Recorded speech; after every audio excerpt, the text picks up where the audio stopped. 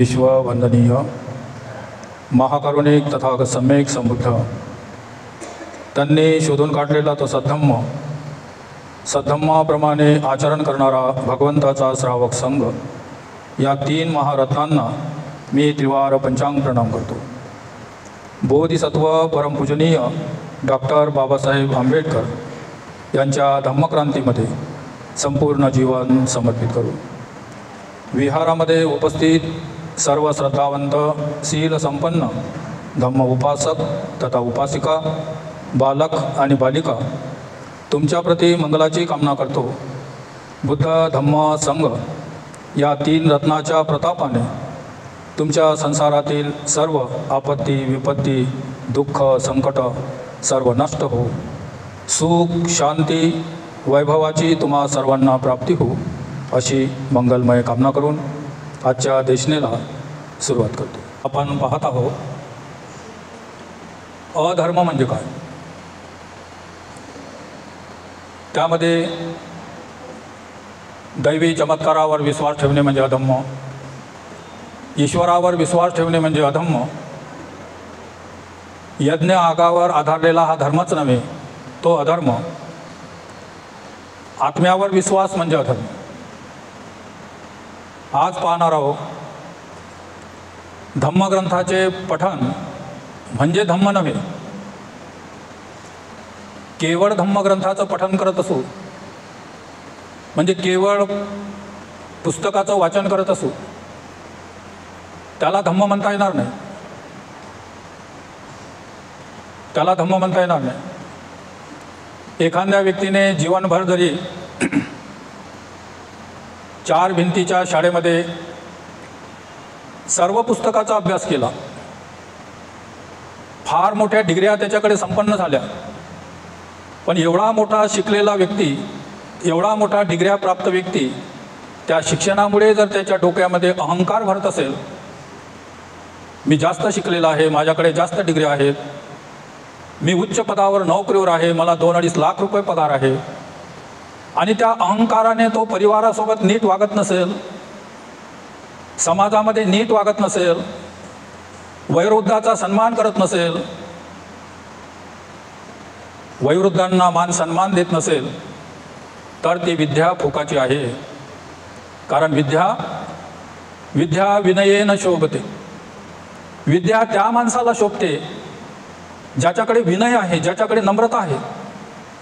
जो व्यक्ती किती शिकलेला आहे हे त्याच्या नम्रतेवरून त्याच्या विनयावरून लोक ओळखतात। एखादा शिकला सवरला मनुष्य त्या शिक्षणाचा आपल्या परिवाराच्या सोबतच समाजाच्या उद्धारासाठी उपयोग करत असेल, समाजाच्या चुकलेल्या माणसाला मार्ग दाखवत असेल, योग्य समाजाचं दिशा निर्देशन जर तो करत असेल तर त्या व्यक्तीला विद्या शोभते, त्याला सुशिक्षित म्हणतात। आणि हे सद्गुण तर त्याच्याकडे नसतील तर त्याला सुशिक्षित म्हणत नाही, त्याला पळालेखा म्हणतात। पळालेखा आणि सुशिक्षित यामध्ये जमीन आसमानचं अंतर आहे। पळालेखा तो व्यक्ती की शिकल्या सवरल्याने त्याच्या मनामध्ये अहंकार निर्माण झाला, मी फार श्रेष्ठतेचा भाव त्याच्या मनामध्ये आहे, आणि समाजाच्या लोकांना आपल्या सोयऱ्याधाऱ्यांना तो हीन समजते। यांच्यासंग काय बोलायचं, हे मूर्ख लोक, यांना काय कळणार आहे, असा जर भाव निर्माण झाला असेल, तो कितीही शिकला असेल तर त्याला पळालेखा म्हणतात, त्याला सुशिक्षित म्हणत नाही।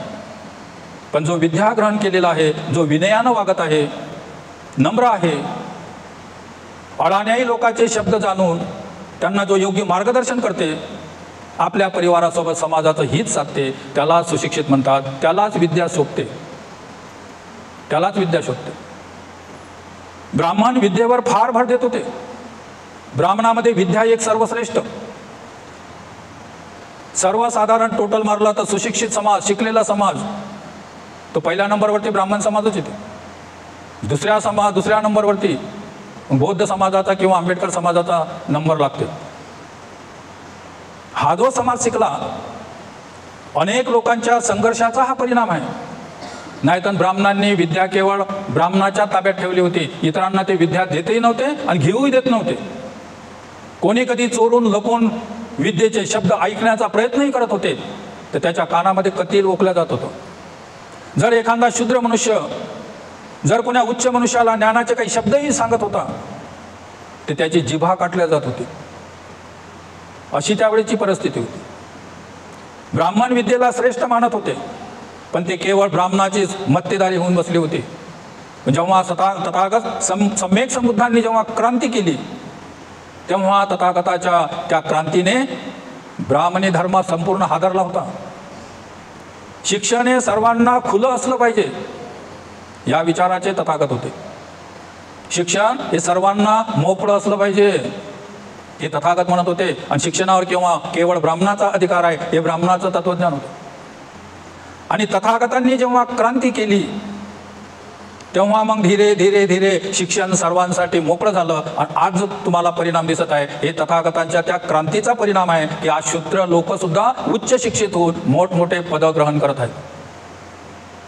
पण तथागत केवळ एवढ्यावर थांबले नाहीत, तर तथागत म्हणतात की त्या विद्येसोबत विनय असणे अत्यंत आवश्यक आहे. विद्या तर मोकळी झाली, विद्या सर्व शूद्र अतिशूद्र त्यांनी विद्या ग्रहण केली, पण केवळ विद्या पुरेशी नाही, तर या विद्येबरोबर विनय असलं पाहिजे, म्हणजे शील असलं पाहिजे. जेव्हा त्या विद्येला शीलाची जोड राहते तेव्हा ती विद्या सर्वश्रेष्ठ रूप पावते, तेव्हा तिला प्रज्ञा म्हणतात. जेव्हा विद्येला शीलाची जोड असते तेव्हा तिला प्रज्ञा म्हणतात. आणि ती प्रज्ञा मग स्वतःचं दुःख, परिवाराचं दुःख, समाजाचं दुःख नष्ट करण्यासाठी तो शिकला सवरला मनुष्य कर्तव्य करते, त्याला पार पडते. म्हणून शिलाला, विद्येला शिलाची जोड असेल तेव्हा प्रज्ञा निर्माण होते. पण त्या विद्येला जर शिलाची जोड नसेल तर ते केवळ ज्ञान होते, केवळ ज्ञान, कोरं पंडित्व तयार होते. आणि अशा ज्ञानी मनुष्याला तो स्वतःचं हित साधणार आहे, पण तो समाजाचं हित साधणार नाही, पुण्यकर्माकडे जाणार नाही, कोणाचं मदत करणार नाही. कारण जो अहंकार असते डोक्यामध्ये, तो अहंकार त्याला सत्कर्म करू देत नाही, त्याला पुण्यकर्म करू देत नाही. आणि ज्या पुण्यकर्माने त्याला ही विद्या प्राप्त झाली, जेव्हा ते पुण्यकर्म समाप्त होतात तेव्हा हा विद्याप्राप्तही मनुष्य अधोगतीच्या मार्गाकडे जाऊ शकतो. कारण ते केवळ विद्या असते, केवळ पुस्तकी ज्ञान असतं. म्हणून आपल्याकडे किती विद्या आहे त्याला महत्त्व नाही, त्या विद्येला शिलाची जोड असणं महत्त्वाचं आहे. विद्या आणि शील यामध्ये तथागत शिलाला अत्यंत महत्त्व देतात. आणि जेव्हा हे शील त्या विद्याला एकरूप होते तेव्हा त्याला प्रज्ञा प्राप्त होते. प्रज्ञावान मनुष्य स्वतःचं हित साधते आणि समाजाचं हित साधते. विद्यापेक्षा शील कसं महत्त्वाचं आहे यामध्ये या आपल्या ग्रंथामध्ये एक प्रकरण दिलेलं आहे, कथा आहे. तथागत सम्यक संबुद्ध जेव्हा श्रावस्तीच्या अनाथपिंडक जेतन विहारामध्ये राहत होते तेव्हा त्या भिक्षू संघामध्ये एक पटिशन नावाचा भिक्षू होता. पटिशन नावाचा भिक्षू म्हातारपणी भिक्षू झाला होता. म्हातारपणी झाल्यामुळे तो फार अडाणी होता आणि त्याच्यासोबत तो तिकरटी होता. थोड्या थोड्या गोष्टीवर चिडणे, थोड्या थोड्या गोष्टीवर कलह करणे, त्यामुळे भिक्षू संघ परेशान राहत होता. आणि म्हातारपणी झाला पटिशन, आता त्याला म्हातारपणी त्याचं चिवर काढून घरी पाठवता येत नाही आणि विहारात राहिला तर कधी कोण्या गोष्टीवर काय कलह करेल याचा नेम नाही. ही वार्ता जेव्हा तथागताकडे पोहोचली तेव्हा तथागत त्या भिक्षू संघामध्ये सांगतात की भिक्षूंनो, आपल्या संघाची अनेक लोक प्रशंसा करतात. सारीपुत्त आहे, मोगलायन आहे, आनंद आहे, अनिरुद्ध आहे, सगळे त्या स्तरावर जाऊन पोहोचलेले आहे ज्यासाठी ते भिक्षू झाले. पण आपल्या संघामध्ये एक पटिशन नावाचा भिक्षू आहे. हा पटिशन नावाचा भिक्षू अज्ञानी आहे, त्याला सगळे लोक दोष लावतात. आपले भिक्षूही लोक दोष लावतात आणि बाहेरले लोकही दोष लावतात. म्हणून भिक्षूंनो, तुम्ही एक काम करा, रोज एक एक भिक्षू एक महिन्यासाठी पटिशनाला आपल्या ताब्यात ठेवील आणि आपलं त्याला पटिशनाला शिक्षण देईल. सर्व भिक्षूंनी एक महिना पटिशनाला शिकवायचं, जेणेकरून त्याला धर्माचं काही ज्ञान आलं पाहिजे. आणि भगवंताचा आदेश असल्यामुळे मग प्रत्येक भिक्षू त्या पटिशनाला काही ना काही शिकवत होते. 6 महिने अनेक अहर्तपदी गेलेल्या भिक्षूंनी पटिशनाला शिकवलं, पण पटिशनाला एकही गाथा म्हणता येत नव्हती, एकही गाथा म्हणता आली नाही. आणि भगवंतांनी जेव्हा आपल्या दिव्य यानं जाणलं तेव्हा मग भगवंतांनी पटिशनाला आपल्याजवळ बोलावलं आणि त्याला म्हणाले की हे वृद्ध मनुष्य, हे एवढे मोठे मोठे श्रेष्ठ भिक्षू तुला एवढ्या दिवसाचे शिकवत आहेत आणि तू काही थोडंसंही शिकत नाहीस. जर तुला या धर्मातलं काहीच ज्ञान आलं नाही तर हे चिवर परिधान करून मग त्याचा उपयोग काय? तथागत करुणेचे महासागर, तथागत म्हणाले की बस माझ्याजवळ बस, आता मी तुला शिकवतो. आणि मग तथागतांनी पटिशनाला एक गाथा शिकवली. पहिले तथागत म्हणत होते आणि मग पटिशनाला मनाला सांगत होते. कायेन सवरो साधू, वाचाये सवरो साधू, मनसा सवरो साधू, साधू सभ्यता सवरो तव दुःख पमुज्जती. जो भिक्षू या कायेचा संवर करतो, आपल्या वाणीवर संयम करतो, आपल्या मनावर संयम करतो, असा भिक्षू, असाच गृहस्थ या जन्म मरण्याच्या फेऱ्यातून मुक्त होतो, तो सद्गतीकडे जातो. भगवान पहिल्यांदा म्हणत होते, पटिशनाला मनाला लावत होते. भगवान पहिल्यांदा म्हणत होते आणि पटिशनाला मनाला लावत होते. आणि असं करता करता त्या पटिशनाची ही गाथा पाठ झाली. पटिशनाची ही गाथा पाठ झाली. आणि आपल्याला आता ही गाथा म्हणता येते. म्हणून जिथं जिथं भिक्षू संघ जात होता त्यांच्यासोबत पटिशनही जात होता. आणि पटिशन गेला, म्हातारा मनुष्य, तिकट मनुष्य, त्याला वाटते इतर भिक्षू प्रवचन करत आहे, मलाही काहीतरी वेळ देत जा, म्हणून बाकीचे भिक्षू त्यांनाही वेळ देत होते. आणि पटिशनाला वेळ दिला का पटिशन मग हीच गाथा म्हणत होता. कायेन सवरो साधू, वाचाय सवरो साधू, मनसा सवरो साधू, साधू सभ्यता सवरो सभ्य दुःख पमुज्जती. आणि त्याचा परिणाम असा झाला का सगळ्या नगरामध्ये ज्या ज्या ठिकाणी गेला त्या त्या ठिकाणी सगळ्या लोकांना माहीत झालं का पटिशन नावाचा भिक्षू आहे, त्याला फक्त एकच गाथा येते. त्यामुळे मग अनेक लोक त्याची मजाक घेत होते, त्याच्यावर हसत होते. कधी कधी ते गाथा उलटी म्हणत होते. आणि गाथा उलटी म्हटली का मग पटिशनाला म्हणता येत नव्हतं. मग तो अजून खिन्न होत होता, अधिक चिडत होता. ही गोष्ट नंतर भगवंताच्या लक्षात आली. पुन्हा भगवंताने त्याला आपल्याजवळ बोलावलं आणि त्याला म्हणतात, पटिशन तुला आता एकच गाथा म्हणता येते. त्या गाथेमुळे सगळे लोक तुझी निंदा करतात, तुझी मजाक करतात. ये बस, मी तुला त्या गाथेचा अर्थ सांगतो. आणि नंतर त्या तथागतांनी त्या गाथेचा अर्थ सांगितला, ज्या आपल्या धम्मामध्ये आहे. बाबासाहेब लिहितात की जो राखून बोलतो, आपल्या विचारावर संयम करतो, जो आपल्या देहाने इतरांना उपद्रव करत नाही, असा मनुष्य जन्म मरणाच्या फेऱ्यातून मुक्त होतो. जो राखून बोलतो, मनामध्ये जर लोभ असेल, मनामध्ये जर द्वेष असेल, तर त्याला मनाला, द्वेषाला, लोभाला थांबवतो आणि त्याला थांबवून मग शुद्धवाणी बोलतो. राखून बोलतो. राखून बोलणे अत्यंत आवश्यक आहे. कोण व्यक्ती कसा आहे, कोण कसा नाही, प्रत्येक व्यक्ती आपापल्या विचाराप्रमाणे वागेलच असं काही नेम नाही. प्रत्येक मनुष्य आपापल्या विचाराप्रमाणे वागत असते, आपापल्या विचाराप्रमाणे बोलत असते, आपापल्या विचाराप्रमाणे कार्य करत असते आणि त्याला तेच विचार प्रिय असतात. तुम्हाला जर कोण्या दुसऱ्या व्यक्तीचा स्वीकार करायचा असेल आणि तुम्ही जर म्हणत असाल का संपूर्ण शुद्ध होईल, संपूर्ण पवित्र होईल, संपूर्ण साधू पुरुष होईल, तेव्हा मी मग याचा स्वीकार करेल, तर असे साधू पुरुष तुम्हाला सापडणार नाही. मग जीवनात तुम्हाला मित्रही मिळणार नाही. जर तुम्हाला मित्राची संख्या वाढवायची असेल तर जो जसा आहे तसं त्याचा स्वीकार करावा लागेल.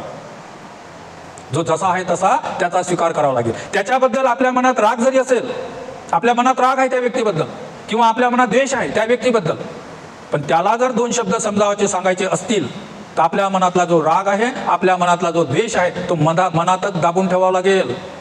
शब्दरूपाने तो बाहेर पडता कामा नये.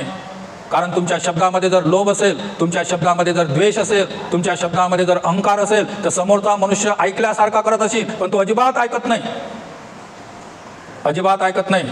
आणि कधी कधी मग आपण एवढे मी सांगत आहो तरी ऐकत नाही, किती काही सांगावं माझ्या घरची बाई ऐकत नाही, कितीही सांगावं पिंट्याचे बाबा ऐकत नाही, या लेकरांना किती सांगावं हे लेकरं ऐकत नाही. लेकरं म्हणतात आमच्या आईवडील लय अडाणी आहेत, काही सांगावं ते ऐकत असं. असं का होते? कारण तुमच्या शब्दामध्ये तो भाव राहते. चीड जर तुमच्या मनात असेल तर तुमच्या शब्दामध्ये चीड उत्पन्न होते आणि तो समोरचा जाणते का हा चिडून बोलत आहे. तुमच्या मनात जर द्वेष असेल तर ते शब्द जेव्हा बोलताना तो द्वेष प्रकट होते. समोरचा व्यक्ती जाणते हा द्वेष बुद्धीनं बोलत आहे, म्हणून तो ऐकल्यासारखं करते पण तो ऐकत नसते. त्यामुळे आपण जे अशी कंप्लेंट करतो का मी एवढं मोठं सांगत आहे पण माझं कोणी ऐकत नाही, तेव्हा त्याने आपलं अंतर्मन चेक करायचं, माझं अंतर काय भरलेलं आहे. जर तो विचारावर संयम करत असेल, मनात जे आहे ते आहे, पण त्याला सांगण्यासाठी जर तो विनयानं बोलत असेल, नम्रतेनं बोलत असेल किंवा लाडी गोडीनं जर बोलत असेल, तर समोरचा व्यक्ती त्याचं ऐकल्याशिवाय राहत नाही. समोरचा व्यक्ती त्याचं ऐकल्याशिवाय राहत नाही. म्हणजे उदाहरण आपल्या परिवाराचं जर घ्यायचं असलं तर जेव्हा एखादी नवीन मुलगी सून म्हणून आपल्या घरी येते तेव्हा त्या घरामध्ये सासूचा अधिकार, सासूची हुकुमशाही राहते. त्यामुळे ते सून ते दांदरलेली असते.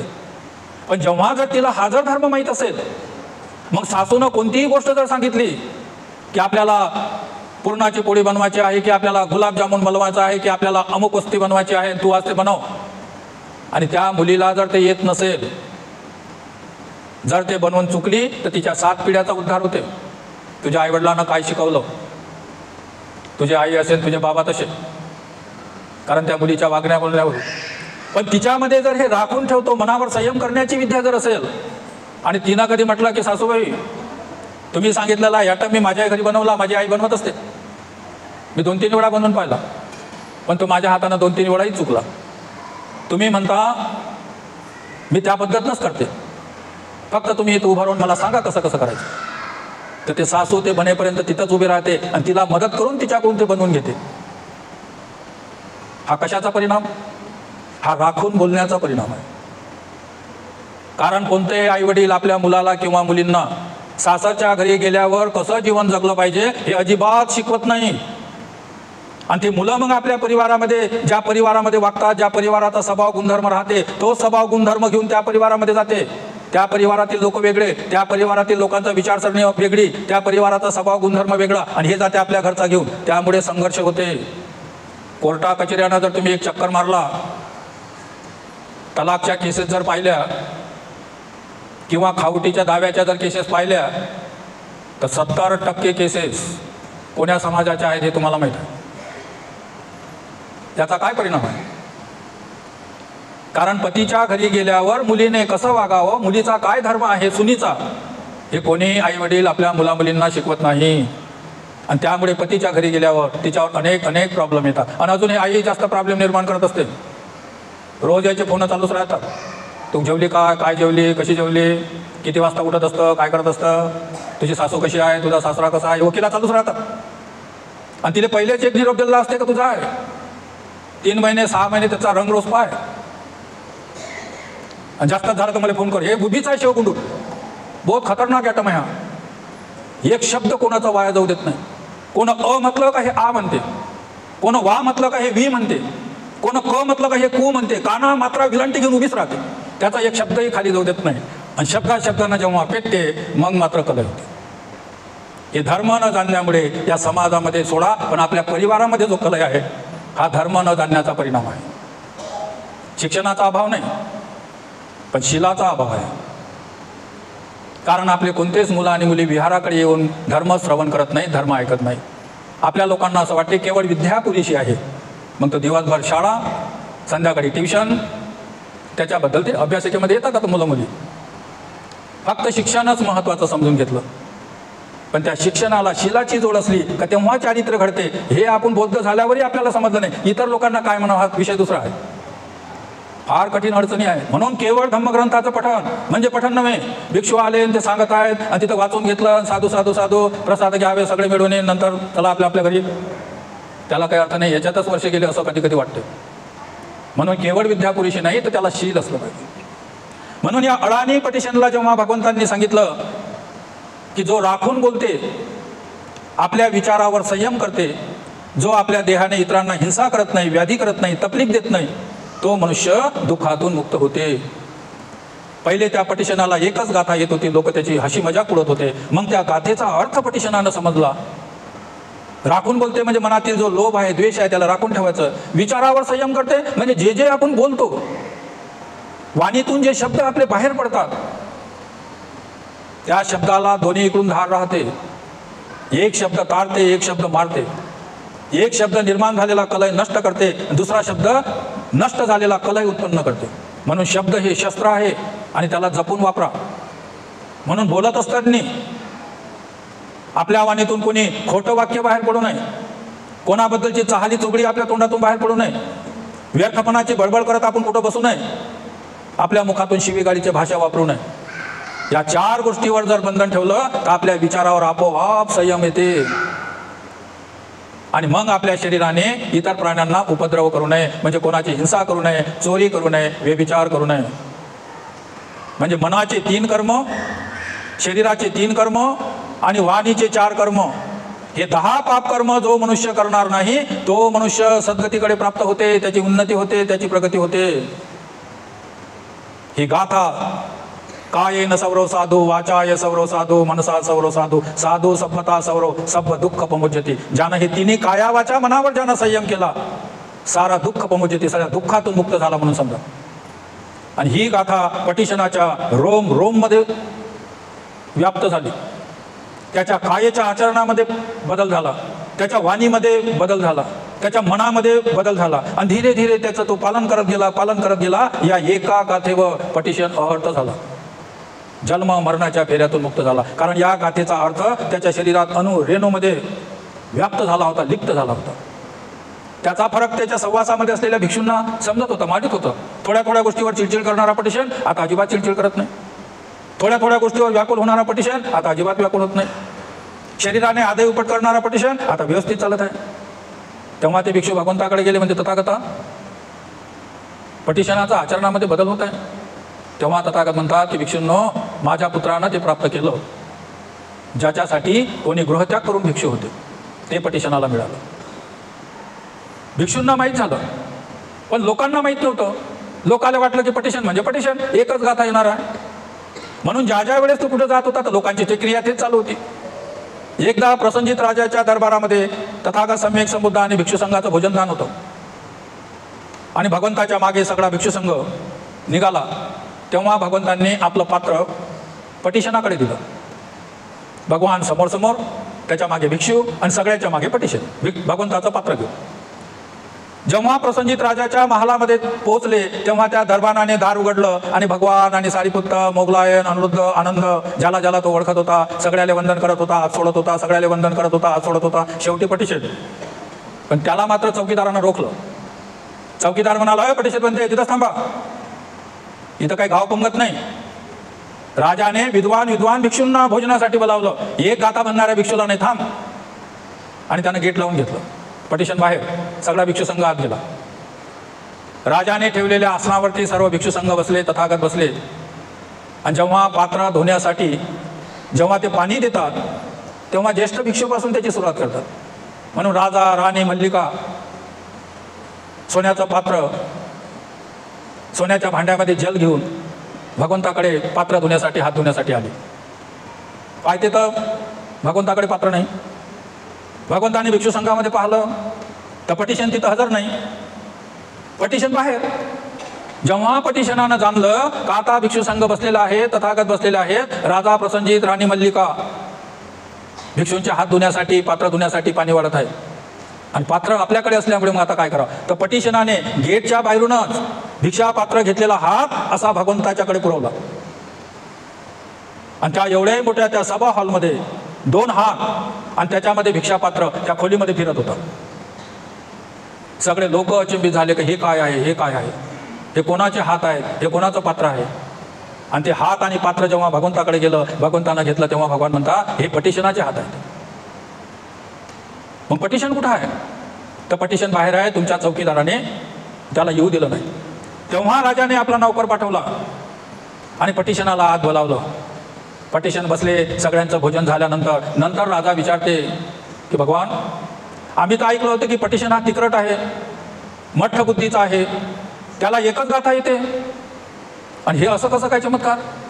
तेव्हा भगवान म्हणतात की हे राजा, विद्या किती आहे याला महत्त्व नाही, पण या विद्येबरोबर शील असलं पाहिजे आणि विद्या आणि शीलामध्ये शील महत्त्वाचं आहे. आणि माझ्या पुत्रांना जी गाथा तो एक म्हणते त्या गाथेचा अर्थ त्याच्या रोम मध्ये बसलेला आहे आणि तो अहर्त पदाला जीवन मुक्त अवस्थेला पोहोचलेला आहे. तेव्हा राधा म्हणते भगवान, एक गाथा असलेला पटिशन अहर्तपदी जाऊन पोहोचला, हे कसं काय?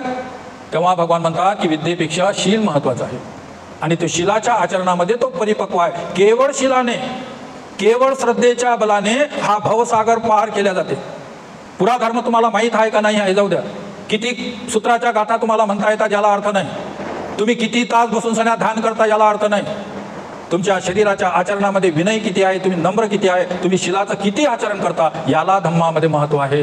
केवळ विद्येला महत्त्व नाही, तर त्याच्याबरोबर विनय किती आहे, शील किती आहे, याला महत्त्व आहे. ती गाथा जेव्हा प्रसंजित राजाला कळली, तेव्हा प्रसंजित राजाने पटिशनाची सर्व राजपरिवाराने पटिशनाची क्षमा मागितली. अशा प्रकारे विद्येपेक्षा शील महत्त्वाचं राहतं. त्यावेळेस तथागत सम्यक संबुद्धाच्या वेळेस प्रजापती भिक्षू संघाचं नेतृत्व करत होते. आणि ती प्रजापती भगवंताकडे येऊन याचना करते की भगवान, आपल्यामध्ये खूप ज्ञानी ज्ञानी भिक्षू आहेत.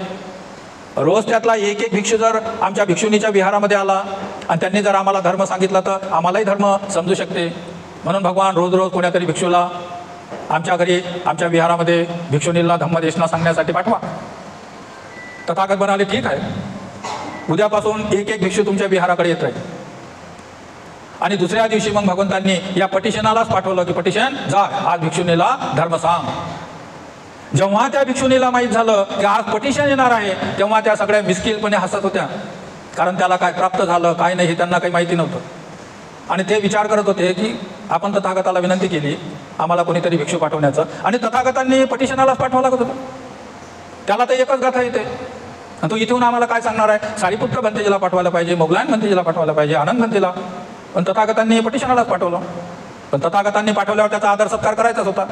मग जेव्हा पटिशन भिक्षापात्र घेऊन गेला, तेव्हा सगळ्या भिक्षूंनी मनामध्येच कोणी हसत होत्या, कोणी आपला चेहरा लपवत होत्या, कोणी त्या पटिशनाच्या पायावर पाणी टाकलं, कोणी त्याचे पाय धुतले. नंतर पटिशनाला घरात घेऊन गेले, त्याला व्यवस्थित आसन टाकलं, त्या ठिकाणी त्याला भोजन दिलं. आणि भोजन घेतल्यावर संतुष्ट झाल्यावर मग सगळ्या भिक्षूंनी बसल्या प्रवचन ऐकण्यासाठी. पण त्या एक दुसरीला कुचके देत होत्या. आणि त्याला माहीत होतं, त्यांना माहीत होतं का आता पटिशन काय म्हणणार आहे. म्हणून त्या भिक्षुणींनी असा विचार केला की आपण जे पटिशनाला गाथा येते ते आपण उलटी म्हणू. म्हणजे आपण उलटी म्हटली का मग याला म्हणता येणार नाही, त्याची मजा घेण्याच्या उद्देशाने. आणि मग त्या ठिकाणी बसल्या. आणि पटिशनानं गाथा सुरू करण्याच्या अगोदर त्या भिक्षूंनी उलटी गाथा म्हणायला त्यांनी सुरुवात केली. पण काय चमत्कार, त्यांच्या मुखातून शब्दच बाहेर पडत नव्हता. त्या भिक्षुणींना ती गाथा उलटी म्हणताच आली नाही. आणि म्हणता आली नसल्यामुळे जेव्हा आपण दुसऱ्याची निंदा करण्यासाठी प्रयत्न करतो आणि जेव्हा ते उलट आपल्यावर पडते, तेव्हा जशी स्थिती होते तशी त्यांची स्थिती झाली. आणि मग त्या चूप बसल्या. तेव्हा पटिशन म्हणते की भगिनींनो, मी अल्पबुद्धीचा भिक्षू आहे, मला एकच गाथा येते. ती गाथा म्हणून मी तुम्हाला त्या गाथेचा अर्थ सांगणार आहे. आणि तेव्हा पटिशनाने मग ती गाथा म्हटली. कायेन सौरो साधू, वाचाई सौरो साधू, मनसा सौरो साधू, साधू सभता सौरो, सब दुःख पमुज्यती. आणि नंतर मग त्या गाथेचा अर्थ पटिशनाने सांगितला की जो राखून बोलतो, आपल्या विचारावर संयम करतो, आपल्या देहाने इतरांना उपद्रव करत नाही, असा मनुष्य, असा प्राणी सर्व दुःखातून, भयातून, रोगातून मुक्त होतो. आणि पटिशनाने त्या गाथेचा जसा अर्थ सांगितला, कायेचे 3 पापकर्म आपण करू नये, मनाचे 3 पापकर्म आपण करू नये, वाणीचे 4 पापकर्म आपण करू नये. पापकर्म केल्याने आपलं कशी स्थिती बनते आणि काया वाचा मनाने स्वस्थ राहिल्याने आपली कशी मुक्त अवस्था प्राप्त होते. भगवंतांनी ज्याप्रमाणे त्याला शिकवली होती त्या गाथेचा अर्थ त्याच्या पुऱ्या रोममध्ये बसलेला होता. तो स्वतः आचरण करत होता.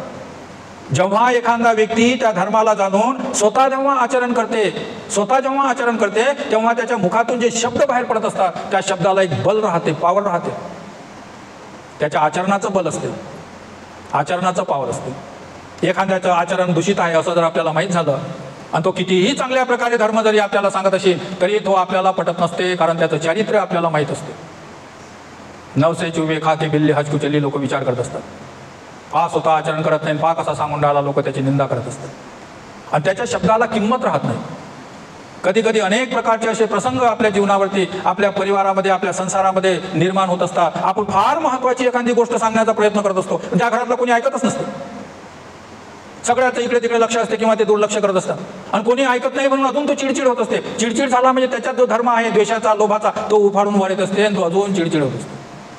कधी कधी तो चिडचिड माणूस मग आता मी तुम्हाला कधी काही सांगणारच नाही असं म्हणून चूप होते किंवा मग तो कलह करते. असा माणूस चुपही राहिला तरी घातक आहे आणि त्यानं कलही केला तरी घातक आहे. एवढी मोठी तो खरी गोष्ट आहे, तो परिवाराच्या लोकांना सांगत आहे, पण त्याच्याच परिवारातील लोक त्याचं ऐकत नाही. याचा अर्थ त्याच्या शब्दामध्ये जे बल नसते, त्याच्या शब्दामध्ये तो पावर नसते, कारण तो आचरणामध्ये आलेला नसतो. आचरणामध्ये आलेला नसतो. वडील जर रोज दारू पित असेल,